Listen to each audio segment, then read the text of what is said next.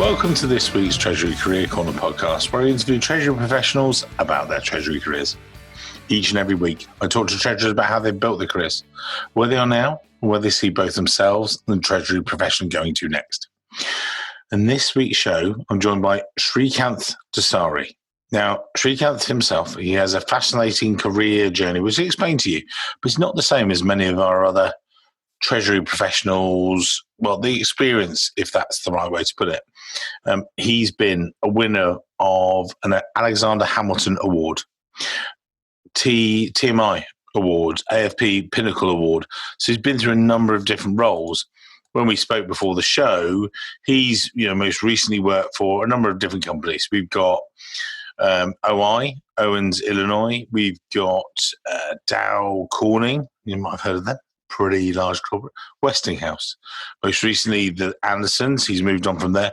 But the key thing I would say with Srikanth, I've originally met him actually in over some drinks on the Trump Tower. Don't have a go at me. It was fine. At Trump Tower in Chicago. And he had listened to he'd seen a lot of my blogs, listened to the podcast, got to know each other on a personal level. And I think he's got a fascinating Treasury career story to share with you guys. What I want to do is maybe get you to listen to some of the things he has, particularly focus on cash. He loves the cash, does our Srikanth. But the key thing is, let's get, as I say every week, enough from me. Let's get Srikanth talking about him and his career story. You'll hear about it. Connect with him on LinkedIn. He's a great guy. And Srikanth, sir, it's over to you, sir. Thank you, Mike. First of all, thanks for having me on your podcast. Pleased to be able to join you today. Yeah. As you noted, it all started in India for me. That's where I did my undergrad in chemical engineering and came to the U.S. to do my master's. I did that at University of Toledo and started off working as an engineer in my first job at Shakespeare Monofilaments in South Carolina, Columbia, South Carolina. And, after 2 or 3 years, I got a call from my graduate advisor in Toledo. He said, hey, Srikanth, you must be familiar with this local company, Owens, Illinois. They always send me this project work, research work. They might be looking to hire somebody, so they have somebody in-house to take care of this work. Would you be interested in working for them? And I, of course, was excited at the opportunity of coming back to Toledo. And that's when I joined Owens, Illinois as chemical engineer, materials engineer. What does a materials engineer do? Just so, again, I think I might know, but it's sort of more guessing. You did it firsthand, so maybe explain it. Yes. Within chemical engineering, my research area was plastics. So when I refer to materials, that's plastics and polymers processing. They could be injection molded parts, blow molded parts, or extrusion related parts. Primarily polyolefins, polyethylene, polypropylene, and some polyethylene terephthalate. So those are the everyday plastic that we all at least probably touch, once in our daily life. And you were doing that and then made the natural transition into finance and treasury. But you said to me before the show how it did. So you were there, this product development engineer, materials and everything else, and the natural step to treasury. How did this come about then? Yeah, so if there was one incident that got me thinking about getting into finance, this might be it. When I was in engineering, we were starting up a contract manufacturing operation in Singapore. The finance manager on the team was a little behind and asked me for some help with formatting and building some logic into a large Excel model he had for costing and pricing. So I looked at it and took care of what was necessary and spent some extra time studying what the model was trying to accomplish. In the end, I remember thinking, if this is what they refer to as finance, then that's what I want to do. The idea of working with a large set of numbers and the modeling was very appealing to me, and that's how I transitioned into business planning and pricing. And I think it was around 2001 at Owens, Illinois, where I was in engineering. It wasn't the easiest of the transitions I ever made. I have to say it was hard to convince folks that an engineer somehow could get into finance and make a difference. But after a while and some persistence, maybe a lot of persistence from my end, the guys, the finance folks let me in. After some time in business finance, I moved to a corporate treasury role.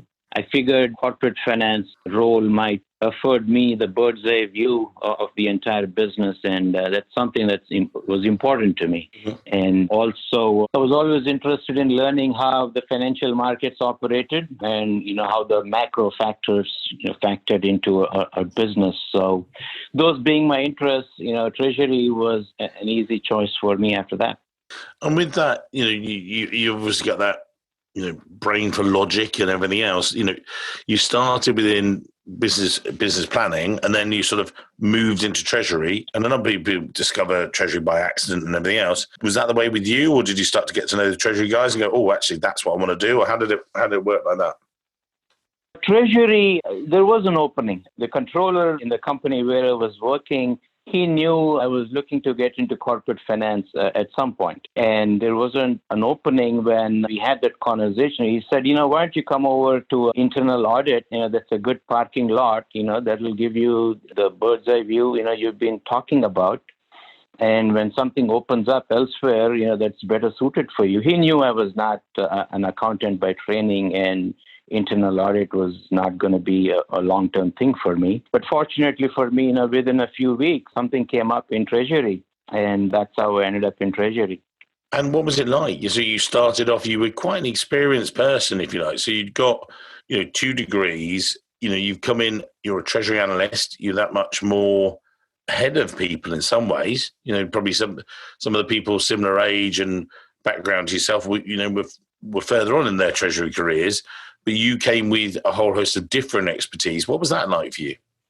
I was first and foremost, happy, that I was able to get into treasury, right? I don't think it bothered me, where I was starting in treasury. And as time proved, I didn't have a problem, learning the trade, quickly and moving along. And, while, yes, I went into treasury with no prior treasury experience. A lot of what I learned in engineering, right? The analytics, the numbers mindedness, all that was actually very useful. That was, I think, still is very foundational to what I do today. Mm. And this role, you were very much within that role focused on capital markets, and that's been a sort of a passion or something that you've carried on through. And again, for the people that was with Owens, Illinois, what were they as a group? And maybe explain that, because you made some great progression there over the sort of 10, 11 years you were there. Yeah, so Owens, Illinois used to be a huge conglomerate, a rather large company, used to be a part of Dow Jones 30. A lot happened there. I think a turning point in OI's history was KKR's leveraged buyout. I think 1988, and in 91 or 92, they went back to being public, and they started to divest a lot of non-core businesses and acquire packaging businesses around the world. So that reshaped the company and its product lines. That's why you see a lot of references to M&A and some divestitures. So when I was in Treasury, we, as you noted, we engaged in numerous capital markets activities to facilitate the M&A transactions. During that time, I made acquaintance with the VP of M&A, who asked me in the hallway one day if I might be interested in working in his area. We talked, and that's how, I ended up moving to M&A. M&A, at least in my mind those days, especially at OI, overlapped with Treasury quite a bit. What you took to work and what you did, there was a lot in common in those two. So it was a relatively easy transition. I was there for, I think, about 3 years. Mm-hmm. And it was 2006 when we had a new CEO come to Owens, Illinois. He was a big believer in Lean Six Sigma and was looking to deploy the same at a global level. And I was asked to be a part of that. And I was there, I think, for a year and a half or so, not too long. My job was to set things up for the deployment to succeed. And subsequently, went back to Treasury, where my heart was. Overall, I was at Owens, Illinois for 12 years in a variety of roles. And then the move onwards to, what tempted you to Dow Corning?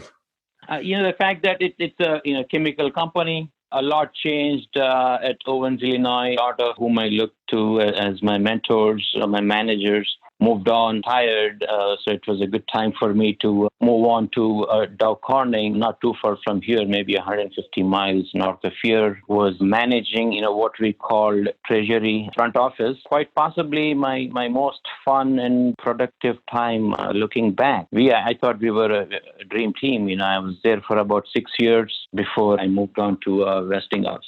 When you say the dream team, what was it about the work you were doing at that stage? Because I know that you were running the front office, you were doing systems platforms, doing trading, you did lots of, why was it such a optimal period, if you like? I think, it suited my background really well. We had great leadership, fantastic vision, and we were building the treasury team and the systems from ground up. So it felt like a 6-year-long project as opposed to a role where, you're just, keeping the lights on, maintaining status quo. Just run day to day, you were doing all brand new things in a massive company. That's right. And I know at that time, and we will come on to some of the other more recent roles, but is that when you really started to speak at some of the conferences as well and got involved in those? I think so. I might have been around, 2014, 2015. A lot of the work we did was recognized, I have to say, around the world. So we were invited to speak at a few conferences, the Windy City, Eurofinance, AFP, those sorts of things. And some of our work was published in several magazines, and we had submitted our work to, somehow this bug got into us to submit our work to certain institutions that had these Treasury awards. It was about that time, you're right, Mike. Yeah, because it's interesting, because that's when, again, we met, and, we bumped into, saw each other in Windy City and then a number of other places. I took the decision a few years ago now to really put ourselves out there on the stage. It probably came about the same time. I was actually about 2010. So I've been speaking at a lot of the conferences. Originally, I did a disastrous one years ago in Paris. Worst conference I've ever done. Worst speaking session. Even I've done better if I'd read off the back of a cornflake packet. It was terrible. But I threw the speech in the bin halfway through and said, guys, what do you want to know about treasury recruitment? And actually, saved it a little bit, but still my worst. And then last year's Windy City Summit, halfway through, it was a good speech. Actually, I was enjoying it, and the audience said they did. But I said to one of the guys, I said, look, I don't enjoy speaking. And they were like, what, you're here? And I said, well, I don't know about you, but I said, I do it for the good of the business. Because actually, I want to help people understand who we are, how we can help them with their careers. And, sounds very altruistic, but we don't get paid to go to Windy City. We don't get paid to go to these conferences. We want to help people and introduce them to the world and coach them, and, so they get on with their careers. And I don't know if that's why you've done it particularly. I know that when we've spoken about it, it seems that's a key thing you want to do, not like, look at us, more, how can we help you? Or maybe you want to do the similar things. Is that the sort of thing you found yourself?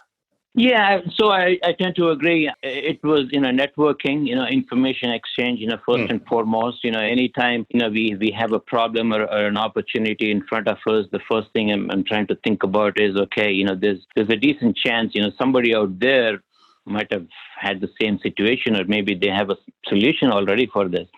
So instead of me reinventing the solution, maybe I should just go ask within my network to see, if there are folks out there who might have dealt with this. And sometimes maybe there are folks out there, who like to know what you did and how you did, how you created, added value, right? So that's in some ways, giving back and, exchanging information with like-minded folks around the world. Yeah, and again, that's what I found. But when I said this to the guys in Chicago, they were like, well, why do you do it? I said, well, because I also know it gets us better, and, by this information exchange, I know that I get stuff back. A lot of the guys, exactly as you say there, that there's sort of a crossover of, lots of information. So, we met, and then you moved on from Dow Corning, and then you made a couple of moves. Perhaps just a quick run through of the moves from there, and then we'll sort of talk about the future as you see it of Treasury, if you would. So, Srikanth, back to you. Yes, like I just said, Mike, we had a blast at Dow Corning. This was towards the end of 2015. You might have picked this up in the headline. We became a part of Dow, and Dow and DuPont were going to merge. And the stated plan was for them to turn around and split into 3 separate public companies. And at that point, like I said, Dow Corning, my role felt like a long, fantastic project, and we were at the tail end of it. And I didn't know where I would have gone within Dow Corning. And knowing there was not going to be a Dow Corning, I wasn't sure what I wanted to do next.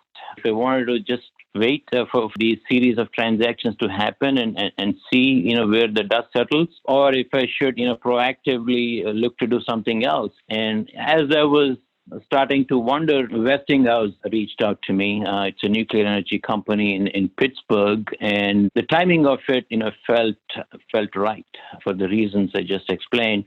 And at a professional level, it was a treasurer role, so it was a step up. And at a personal level, my daughter at the time was talking about, going to Carnegie Mellon University in Pittsburgh. It checked both the personal and professional boxes for me and made it easy for me to, have that conversation with Westinghouse and move to Pittsburgh. And then subsequently you moved to, you did Westinghouse and then decided to come back sort of location-wise.